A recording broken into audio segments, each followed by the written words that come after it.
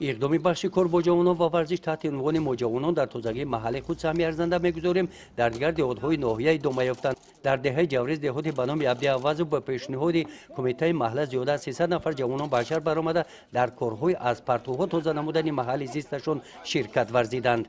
ما جوانان سیاست پیشگرفته اساسگزار صلح و عدالت ملی پیشوای ملت محترم امام علی رحمان را تذکیر می‌نماییم و در دهه خود باری آبادی دهه همه کسا سعی کوشش نموده امروز به شنبگی دست جمعانه برآمدیم و ما جوانان همیشه در آبادی وطن و جمعیت سهم ارزنده خود را می‌گذاریم.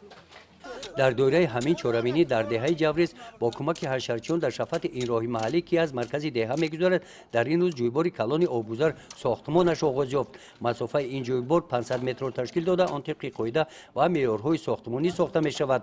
مسائل ساختمانی سنگ و شغل سمنت با کمک صاحبکاران و شخصان سخاوتمند دهه دسترس گردیدند. با ساخته شدن این جویبار سطح آبی زیر زمین در این محله پس گردیده با سرحاصل شدن زمین‌های کارمی نزد حولگی مساعدت نموده هنگام بارشات باران و فرآمدن سیل حرکت آب را به مجرای معین روان می‌سازد. با تشبث جوانان دهه جوریز برای آبادکنی دهه خود ما همین جویباری که در لب دهه‌مان هستند همون را ما سنگفرش کرده میشد سیمن ریخته چی میکنیم آینده ما هم خیلی نیت داریم که اینا قبرستان خودمون چی کنیم درخت بشونیم در چی همین دهه خودمون به یک دهه سرسد آورده برسونیم.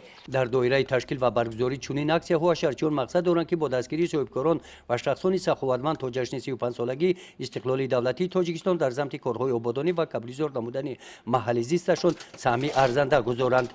گزارش خواجه نظریف خدای نظر زهروف از ناحیه واسه برای برنامه اطلاعاتی نوید.